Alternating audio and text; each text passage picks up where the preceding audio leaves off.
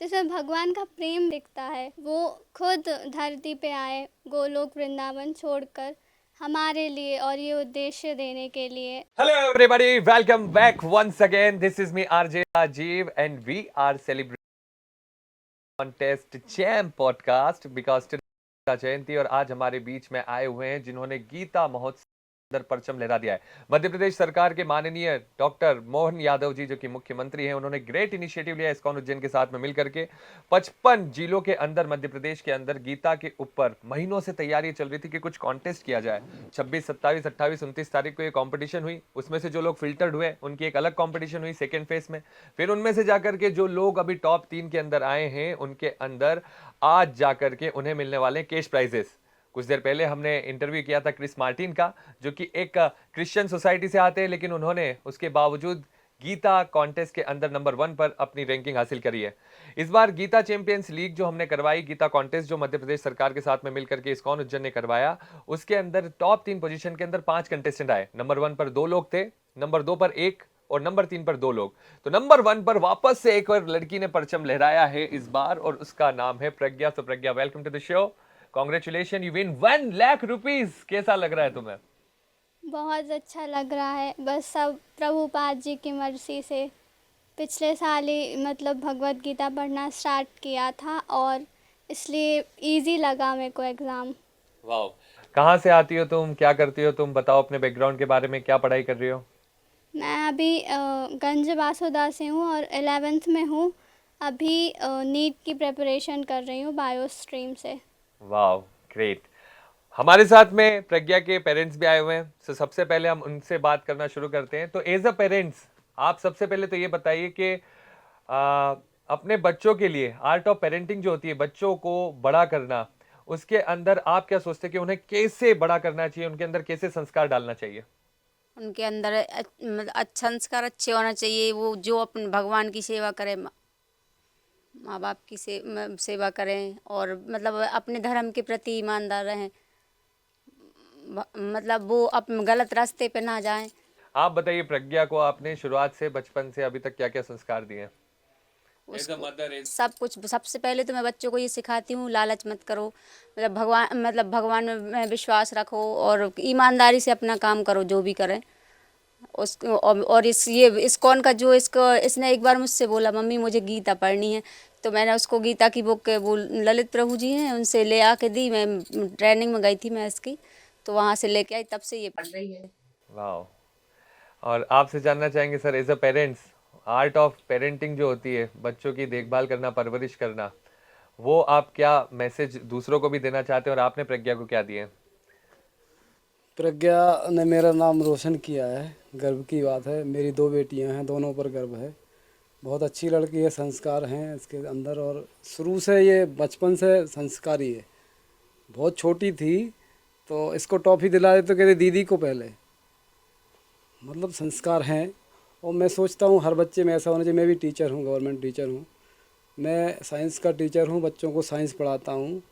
तो 40 मिनट में से 5 मिनट मेरे इसी पे चले जाते हैं, संस्कार वाली बात। कभी कोई बच्चा थोड़ा सा कभी लगा तो अपन थोड़ा बता देते हैं उनको संस्कार वाली बात कि बेटा ऐसा नहीं, ऐसा करिए। बेटी को भी अपन ने सिखाया है कि अपना काम बाद में, पहले दूसरों के लिए। धर्म अपना, कर्म अपना करना है अपन को, अच्छी बात है, लेकिन मानवता की सेवा, इसीलिए उसने बायोलॉजी ली है। डॉक्टर का उसका सपना है, नीट की तैयारी कर रही है। और हमारा तो यही मकसद है कि भाई मानवता की सेवा में अपन हैं, भगवान का ध्यान करें, इसलिए ऊपर वाले ने भेजा, वो अच्छी बात है। लेकिन अगर अपन किसी दीन दुखी की सेवा करेंगे, वो भी भगवान की सेवा होगी। और इसमें बहुत अच्छे संस्कार हैं। गीता मान लीजिए 1 साल से ही पढ़ना स्टार्ट किया इसने।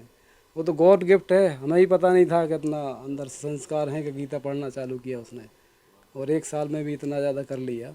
बहुत खुशी की बात है, बहुत गर्व की बात है।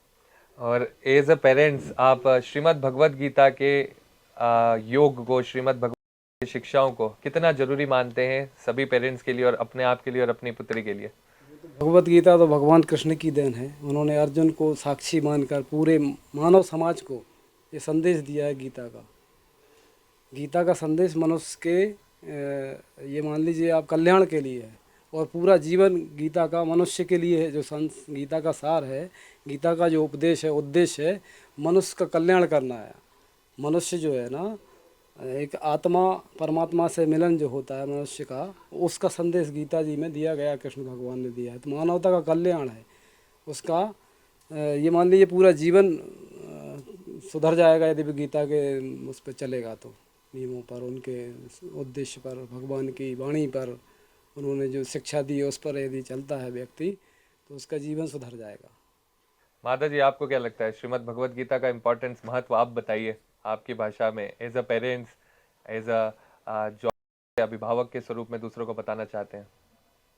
उस भगवत गीता से ये है कि आत्मा तो अमर है, उसका तो कोई मतलब नष्ट कर ही नहीं सकता है, और ना उसको कोई गीला कर सकता है। उसका मतलब आत्मा जो है अमर रहेगी। वो अपन तो एक सोल हैंगे, अपने में जो शरीर में जो आत्मा है उस वो तो कभी भी मतलब आत्मा मरेगी नहीं, शरीर भरी मर जाएगा। शरीर तो कपड़े जैसे बदलते रहते हैं, इसलिए आत्मा ही परमात्मा है। एंड कम ऑन प्रज्ञा, जो माता जी ने अभी श्लोक बताया वो श्लोक कौन सा है? आत्मा अमर है वाला, जिसको गीला नहीं कर सकते, जिसको जलाया नहीं जा सकता, या तुम्हारा फेवरेट श्लोक बताओ भगवत गीता के अंदर से। मेरा फेवरेट 18th चैप्टर का श्लोक है, जिसमें भगवान 65th श्लोक है वो, कि जिसमें भगवान कहते हैं कि सर्वधर्मान् परित्यज्य मामेकं शरणं व्रज अहं त्वं सर्व पापेभ्यो मोक्षयिष्यामि मा शुचा। उसमें भगवान बताते हैं कि सारे धर्मों को, मतलब सारे जो काम ड्यूटीज़ तो करनी चाहिए, पर जो धर्म हिंदू मुस्लिम जो डेजिग्नेशन होती हैं लोगों की, बॉडीली डेजिग्नेशन, उनको छोड़कर भगवान की शरण में आना और पूरी तरह से फुली कंप्लीटली सरेंडर करना उनको।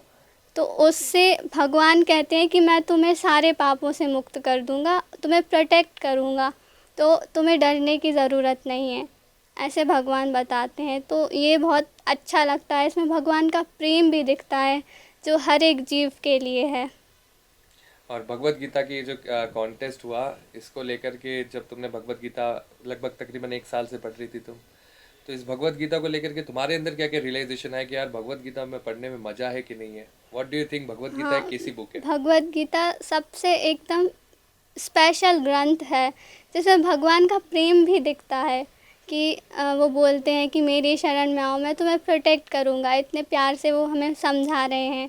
वो खुद धरती पे आए, गोलोक वृंदावन छोड़कर हमारे लिए, और ये उद्देश्य देने के लिए। तो ऐसा नहीं है कि सिर्फ किसी पर्टिकुलर एज ग्रुप या किसी पर्टिकुलर धर्म से रिलेटेड है, वो सबके लिए ग्रंथ है, सबको पढ़ना चाहिए। और ये इस्कॉन उज्जैन का इनिशिएटिव कैसा लगा, जो गीता के ऊपर मध्य प्रदेश सरकार के साथ में मिल करके हमने जो प्रतियोगिता आयोजित करवाई, जो माननीय डॉक्टर मोहन जी यादव के सानिध्य में आगे बढ़ी, तो तुम्हें क्या लगता है इस तरह की प्रतियोगिताएं और होना चाहिए, नहीं होना चाहिए? हाँ, स्टूडेंट्स को भगवत गीता का ज्ञान बहुत ज़रूरी है। जैसे अर्जुन जो थे वो बहुत ज़्यादा कन्फ्यूजन, डिप्रेशन, एंजाइटी में थे कि मुझे युद्ध नहीं करना, मैं अपने परिजनों को, अपने परिवार वालों को कैसे मारूं। तो ऐसे ही हमारे स्टूडेंट्स लाइफ में बहुत ज़्यादा प्रॉब्लम्स होती हैं, डिप्रेशन, एंजाइटी वगैरह बहुत कॉमन, टीनेज में भी बहुत कॉमन होता है। तो स्टूडेंट्स के लिए वो बहुत इम्पॉर्टेंट है। वाओ। और आपको क्या लगता है एज अ पेरेंट्स, यदि मैं आपसे पूछना चाहूँ, तो आपको कैसा लगा इस्कॉन उज्जैन का ये इनिशिएटिव लेना? बहुत अच्छा लगा इस्कॉन का, तो खैर बहुत धार्मिक, मतलब बहुत सेवा होती है यहाँ पे। मुझे मतलब ऐसा नहीं लगा कि मैं बाहर आया हूँ उज्जैन में, मुझे ऐसा लगा एकदम घर में हूँ। सारी व्यवस्थाएं अच्छी हैं, सुविधाएं बढ़िया हैं, और सभी लोग डिवोटी मतलब इतने ज़्यादा सपोर्ट फुल हैं कि लगता ही नहीं कि अपन बाहर हैं। अच्छा, वो आपने पूछा था, मुझे याद आ रहा है, वो बताना चाहूँगा। जैसे आत्मा अमर वगैरह है ना, मरती नहीं है। ना जायते मृत्य वा कदाचन नायन भूता होता वा न भूया अजो नित्या शाश्वत तो अयम पुराणो न हन्यते हन्य माने शरीर। मतलब आत्मा ना मरती है, ना मारा जा सकता है, ना कटती है। और वस्त्रों की तरह वो श्लोक था, वासांसि जीर्णानि यथा विहाय नवानि गृह्णाति नरो प्राणी तथा शरीराणि विहाय जीर्णानि नयानि समाति नयानि देहि। तो ये श्लोक कुछ मुझे याद आ रहे हैं, जो मैंने भी बचपन से गीता पढ़ी है। उन प्रभु की देन है जो संस्कार इसमें हैं। मुझे तो खैर पता नहीं है, शायद इसकी एज या थोड़ा 1-2 साल ज़्यादा की एज से मैं गीता पढ़ रहा हूँगा, तो उसमें संस्कार आ गए मुझे। भगवान की बहुत बड़ी कृपा है कि इसमें इतने अच्छे संस्कार आए हैं। उनकी देन है, ऊपर वाले भगवान की, कृष्ण भगवान का आशीर्वाद है ये मेरे लिए, और इनका जीवन संवर जाएगा। हमारा नाम इनकी वजह से हो रहा है, बहुत खुशी की बात है, बहुत गर्व महसूस करते हैं। So, प्रज्ञा, सबसे बड़ा बिगेस्ट क्वेश्चन आने वाला है तुम्हारे पास में, लाख रुपए का क्या करने वाली हो, जल्दी बताओ। अभी तो ऐसा कुछ सोचा नहीं है, बट मैं ट्राई करूँगी कि थोड़ी लक्ष्मी से भगवत गीता का स्पॉन्सरशिप करूँ। वाह, रियली। और बाकी अभी प्लान इतना नहीं किया है, आप फ्यूचर में देखते हैं, भगवान की सेवा में यूज़ करने का ट्राई करूँगी। Very good, you can use it for yourself as well, NEET की तैयारी के लिए, प्रिपरेशन के लिए, उसके लिए भी यूज कर सकती है। But anyway, thank you so much Pragya, thank you so much sir, thank you so much ma'am, आप इतना समय निकाल कर गए एंड कॉन्ग्रेचुलेशन। आपको आज शाम को ऑनरेबल सीएम साहब 1 लाख रुपए से सम्मानित करने वाले हैं, एंड आई होप आपको ये इनिशिएटिव अच्छा लगा होगा, एंड आई होप आपको भी अच्छा लगा होगा। इस्कॉन उज्जैन के द्वारा ये इनिशिएटिव लिया गया, माननीय डॉक्टर मोहन जी यादव का ये सपना था, और श्रील प्रभुपाद का ये विजन था कि श्रीमद् भगवद गीता का ज्ञान बच्चों के अंदर से प्रसारित और उनके माध्यम से आगे जाए। सो आज ऐसे ही चैंप हमारे सामने आए हुए हैं। शी इज़ ऑल्सो नंबर 1, जिन्होंने 6,46,000 स्टूडेंट के अंदर नंबर 1 पोजीशन हासिल करी है। So once again congratulate to you, thank you so much everybody, Hare Krishna.